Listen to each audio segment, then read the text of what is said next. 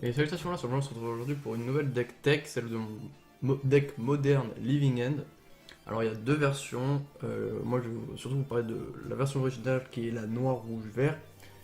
Et en fin de vidéo, je vous parlerai de la version bleue et d'un petit supplément. Alors commençons tout de suite, alors avec la base de terrain, 19 landes c'est amplement suffisant. Peut-être descendre à 18, ça peut être possible, vu qu'on a 28 créatures qui nous permet de piocher. Alors, je vais tout de suite, en plus de ça, faire une très belle transition sur qu'est-ce que le Living End. Alors, c'est en fait, on a des créatures au recyclage. Donc, qu'est-ce que le recyclage? C'est le fait de payer un coût alternatif pour vous défausser de la créature ou autre, hein, vu qu'à Manquette, maintenant, carrément des éphémères, des rituels qui ont le recyclage, ou même des terrains, mais là, pour le coup, c'est que des créatures. Alors, les créatures, vous allez les recycler, les mettre dans votre cimetière et piocher une carte en échange. Et après vous avez donc deux sorts en 4 fois, qui est la Violent Outburst en éphémère et la Demonic Dread en rituel, qui va en fait un sort de cascade à 3. Donc qu'est-ce que la cascade? Vous allez révéler la première carte du dessus de la bibliothèque jusqu'à révéler une carte avec un coût converti de mana inférieur au sort à la cascade. Donc la Living End, hein, vu que la cascade a été construite autour de ça.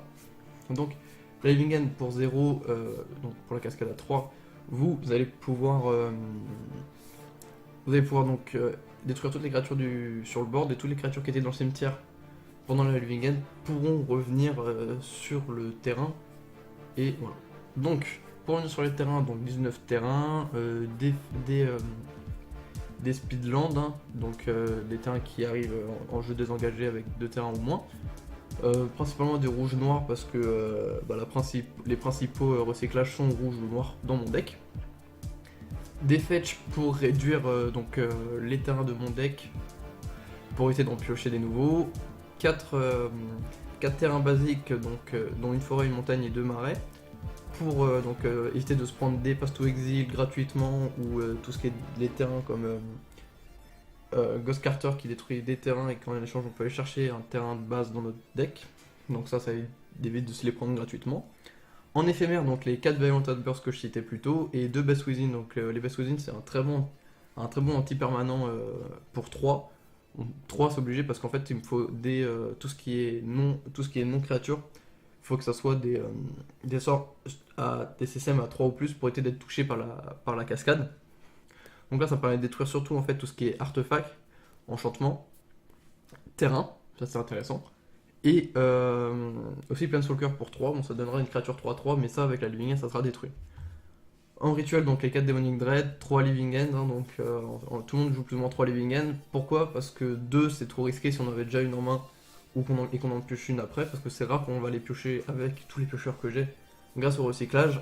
Et 4, on n'a pas envie de la piocher en fait. On veut qu'elle reste dans le deck sans forcément la piocher et de tous les avoir en main, ou en avoir 4 et que piocher ça, et ça c'est dérangeant. Alors en niveau créature, on a 2 Arcane of Ifnir, donc Amonkhet a apporté des nouveaux recyclages pour le deck Living End, donc dont le Arcane of Ifnir, qui fait que à chaque fois que je vais recycler ou me défausser d'une carte, je vais pouvoir mettre des marqueurs -1/-1 sur toutes les créatures de mon adversaire. Et ce qui est intéressant, c'est que le Arcane of Ifnir ne cible pas l'adversaire, et du coup ça c'est intéressant, ça passe au travers donc des possibles Leyline of Sanctity. Dans la même lancée de Amonkhet, on a Horror of the Broken Land, qui elle aussi a un effet de à chaque fois qu'on recycle, qu'on se défausse d'une carte, elle va, contrairement au Arcane of Ifnir, se booster avec du +2/+1, donc très puissante capacité. Un recyclage à 1 marais, contrairement à Arcane of Ifnir qui coûte 2 incolores. Donc là on voit quand même que c'est un peu plus lent, et c'est pour ça que j'en ai que 2 dans le deck, parce qu'en général tous mes recyclages je en 4 fois. Donc le Horror of the Broken Land, lui va se booster comme ça, tac tac tac, hein, juste ainsi avec les 3 Fairies Macabres, donc un très bon défausse, car pour 3, petite transition sympathique. Donc je peux me la défausser gratuitement, donc ça c'est intéressant, donc ça va proc l'effet de Arcane of Ifnir et Horror de Broken Land gratuitement, et permettre de les faire proquer eux gratuitement, ou même si durant la Living End mon adversaire a des créatures dans le cimetière, ça va me permettre de les faire exiler pour éviter qu'ils les récupèrent.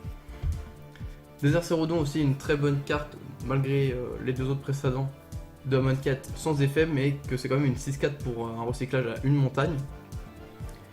Et en fait, ce qui est intéressant, c'est que c'est une 6-4 et la 6-4, elle sera pas touchée par les Lightning Bolt, par les Hunger of God. Et ça, c'est intéressant parce que si on les joue, si on joue la Demonic Dread en rituel, bah, pendant le tour adverse, si vous jouez contre un deck rouge qui a des Hunger of God ou des trucs similaires, des sorts similaires, elle sera protégée par ça grâce à son endurance à 4. 3 Fulminator Mage, pourquoi? Parce que j'en veux pas plus parce que c'est pas du cyclage. Et 3 c'est entièrement suffisant parce que j'en ai quand même besoin pour détruire des terrains, c'est quand même très puissant contre certains decks, hein. Je le vois en tournoi, quand votre adversaire c'est un deck aggro et qui a très peu de terrain et que vous lui détruisez un terrain, il peut plus rien faire, et là c'est plutôt la partie vraiment en votre faveur, et d'autant plus que le Fulminator Mage, vous pouvez le sacrifier donc, pour bloquer en réponse d'un bloc, et si votre adversaire joue des Mutavault, vous pouvez bloquer une créature, et en jump bloquant, vous la sacrifiez pour détruire le Mutavault, et là vous bloquez 2 cartes avec une créature à vous qui pourra en plus de ça revenir après avec la Living End. Donc ça c'est vraiment intéressant. Monstrous Carabide, alors lui c'est vraiment une carte du début du deck. Un recyclage hybride noir-rouge, donc ça c'est intéressant. Et c'est une 4-4, donc c'est pas son effet qui permet d'attaquer chaque tour qui est vraiment intéressant, c'est surtout que c'est une 4-4. Donc comme pour le désert Cérodon, elle va bloquer tout ce qui est Hunger of God ou similaire, et les Lightning Bolt. Alors 4 Simian Spirit Guide, le fait que je l'ai mis en 4 fois c'est un choix personnel, parce que Violent Outburst et Demonic Dread ont tous les deux un rouge et un incolore dans leur CCM, donc ils peuvent me permettre de payer ça. Donc je peux partir en combo avec un terrain désengagé, donc jouer l'effet de surprise. Je peux aussi avec les Simian Spirit Guide payer les coups supplémentaires pour les contres du style Mana Leak ou même Perce Sort. Il me permet de pouvoir cycler, avoir des recycles supplémentaires. C'est pour ça que j'ai très peu de recyclage au rouge. En fait, il me permet surtout de pouvoir recycler des Monstrous Carabides gratuitement. Et même il me permet de pouvoir même payer, si vraiment j'en ai que ça à faire, le coup incolore des Best Within. Alors 4 Street Wars, donc elle c'est obligé hein, dans tous les decks Living End. C'est le meilleur recyclage possible, hein. Il y a même dans certains decks elle est jouée pour en fait le fait de jouer que à 56 cartes. Pourquoi on ne joue que 56 cartes? Car le recyclage coûte 2 points de vie, et en fait les points de vie, comme en fait on n'utilise pas de mana, malgré le fait que les points de vie sont une ressource, on n'utilise pas de mana, et du coup en fait je peux payer 2 points de vie et piocher une carte. C'était un peu comme la sonde Gitaxian où on pouvait payer 2 points de vie et piocher une carte.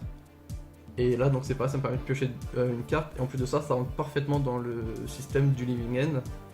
Et en plus de ça, ce qui est intéressant, c'est que si je tape mes terrains pour la Living End, et que mon adversaire n'a rien ou n'a pas de créature, je peux envoyer des Street Wars comme ça, avant la résolution de la Living End, et ça c'est intéressant. Après au niveau des sides, j'ai mis une Best Within supplémentaire si mon adversaire joue beaucoup de Planeswalker ou d'enchantement. Parce qu'en fait, niveau enchantement, je peux pas jouer des sorts moins chers parce que il faut pas qu'ils soient touchables, bien sûr, par la cascade. Je pourrais jouer des Crozian Grip, c'est intéressant aussi, mais je trouve que la Best Within est plus intéressante parce qu'elle touche un plus large panel. De Gno to Bone, alors ça c'est intéressant pour le remplacer à la place des Best Within, car en fait elle va me redonner 2 points de vie pour chaque créature dans mon cimetière. Donc en fait, pourquoi je le remplace par des Best Within? En général, Gno to Bone c'est intéressant contre des decks aggro, parce que généralement ils auront rarement des enchantements ou des Planeswalkers que je pourrais gérer avec les Best Within. Du coup c'est plus intéressant de mettre les Gno to Bone à la place, et donc Gno to Bone va me redonner beaucoup de points de vie pour chaque créature dans mon cimetière, donc 2 par créature, et en plus en flashback avec un CCM similaire au système de base de la carte. Donc 3 Ingot Shower, donc ça c'est tout ce qui est anti-artefact, hein, que ce soit les decks Affinity, les decks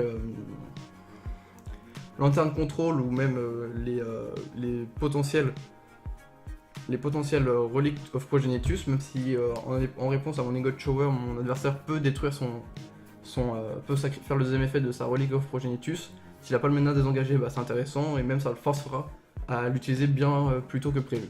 Et en fait, ce qui est intéressant, c'est contre les gens qui, quand vous voyez une Relic of Progenitus, c'est d'attendre de toucher votre Ingot Shower pour commencer à recycler pleine balle.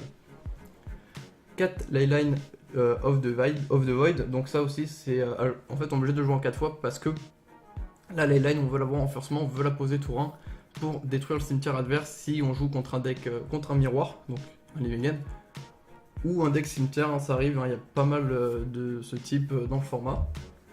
Bon après c'est un peu dérangeant, c'est de toucher la Lifeline of the Void pendant la purge, ça peut être assez embêtant.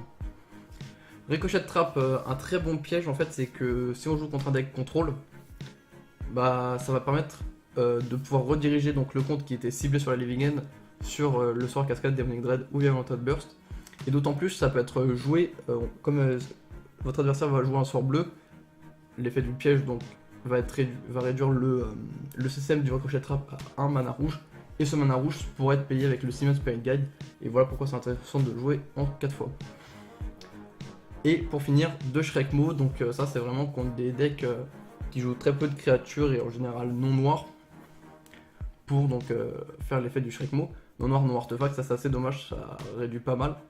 Et il faut savoir aussi, d'autant plus que le Shrekmo est assez mauvais en...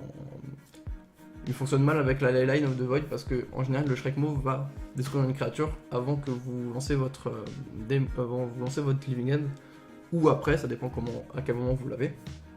Si vous le touchez avant le Living End, il faut garder une créature dans le cimetière adverse parce que sinon votre seule créature si vous réanimez que vos créatures et que vous avez des déserts Cérodons dans le cimetière, ils seront forcément détruits par le Shrekmo car vous pouvez pas avoir le choix de ne pas détruire de créatures avec ce dernier.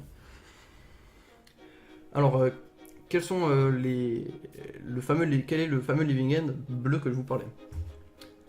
Donc le Living End bleu est sorti, donc il y a déjà un petit moment. C'est des personnes qui aiment beaucoup le principe de Living End, mais qui sont plus axées contrôle. Et en fait, le Living End bleu est joué grâce à As Foretold. Donc une carte encore sortie à Monkette. Hein. Qu'est-ce que ce bloc a apporté de bien à ce deck? Donc en fait, As Foretold c'est un enchantement qui permettra de jouer tous les sorts gratuitement qui ont un coût de mana égal ou inférieur au compteur temps que vous avez sur As Foretold. Donc comme vous l'avez compris, Living End est un coût de converti de mana inférieur à 3, inférieur à 0. Donc voilà, 0, vous n'avez pas besoin de marqueurs, d'avoir forcément des marqueurs sur As Foretold. Mais c'est quand même intéressant de les mettre. Pourquoi? Parce que c'est durant chaque tour, donc vous pouvez aussi faire des éphémères pendant le tour adverse gratuitement, donc ça joue avec beaucoup de comptes du style Manali, Crimand, et ça c'est des CSM pas très haut à atteindre avec As Foretold assez rapidement. Après au niveau des recycles, hein, au niveau des créatures c'est similairement la même chose, toujours les Street Wars, c'est même certains du style Curator of the Mysteries qui lui a le même style de recyclage qui va faire un effet qu'on se recycle pour discard, hein, qui est donc le Scry 1. Et pour trouver la Living End, contrairement à la cascade, on a Tolaria West, un terrain qui a la transmutation. Qu'est-ce que la transmutation? Vous allez payer un coût, un autre coût pour vous défausser de cette carte et aller chercher dans la bibliothèque un sort à coût converti mana égal à la carte qui a la transmutation. Donc ici il y a un terrain, donc 0. Et donc 0 c'est la Living End ou Ancestral Vision qui est un très bon piocheur, qui pourrait être lui aussi du coup être directement joué grâce à As Foretold. Et ce troisième petit point, qui est un genre de Living End amélioré si je puis dire, c'est un deck qui s'appelle Twin Foretold As Vengeance. Alors vous allez me dire, mais qu'est-ce que ceci que cela? C'est un deck qui joue 3 combos dans un deck. Alors là vous me dites, oula, c'est osé. C'est osé. Mais en fait c'est intéressant parce que ça pourrait être un Living End amélioré. Pourquoi? Et je dis pas ça juste parce qu'il joue Living End et As Foretold dans le deck. Il joue, en fait niveau créature c'est plus du tout la même chose, il n'y a plus aucun cyclage. Et on retrouve en fait Griselbrand, Deceiver Exarch et Kiki Jiki. Alors là vous me dites, ah quoi, il joue aussi la combo Kiki Jiki, Deceiver Exarch, c'est pour ça qu'il y a Twin dans le nom. Et donc, pourquoi c'est intéressant, c'est parce que vous allez en fait changer complètement vos bases de créatures où vos meilleures créatures c'était des 6-4. Là on va voir Griselbrand, un des monstres du format, Deceiver Exarch, Kiki Jiki, donc la combo de créer des jetons ad vitam aeternam. Et en plus de ça, c'est pas le seul moyen de gagner avec Living Ends, vous pouvez aussi très bien faire des Glorious Vengeance et pouvoir aller chercher, réanimer votre Griselbrand. En fait, c'est donc un compromis entre le deck Twin Exarch, As for Tall Living End et Glorious Vengeance Instant Reanimator. Et en fait, c'est pour ça que ça peut être intéressant parce que la Living End, vous ramenez pour tout le temps vos créatures du cimetière dans le deck, sur le jeu. Et du coup, ça peut être intéressant du coup de ramener directement des Griselbrand, permanents sur le terrain, et ça c'est très puissant. Je trouve que j'ai pu tester un peu le deck et c'est très puissant. J'ai testé aussi le Living End bleu, j'ai eu un peu de mal à l'avoir en main parce que c'est pas du tout la même manière de jouer qu'un Living End classique. Et sinon, pour faire un petit lien avec la Unban List qui a eu récemment, donc pour le coup c'est pas Jess qui nous intéresse ici, à moins qu'on joue Living End bleu, c'est plutôt la BVE qui pourrait peut-être être utile dans le deck. Je dis pas que c'est forcément la bonne idée, mais pourquoi pas, ça permet de... En fait le problème c'est que ça augmenterait tous les sorts, genre on pourrait plus jouer Fulminator Mage, on pourrait plus jouer Best Within parce qu'il serait en dessous du CCM de la BBE, alors qu'en fait le principe d'avoir la BBE, ça pourrait en fait augmenter les chances de toucher donc la combo. Donc la BBE pourrait aller chercher la Demonic Dread into Living End, on perd la BBE mais elle nous servirait que à aller chercher donc une Living End plus rapidement. Voilà, je vous invite donc à me donner votre avis sur ce que je viens de dire dans la vidéo, dans les commentaires. Si elle vous a plu, lâchez un pouce bleu, vous abonnez à la chaîne YouTube et à la page Facebook, et partagez notre contenu à tout fan de MTG. Et moi sur ce, je vous dis salut tout le monde.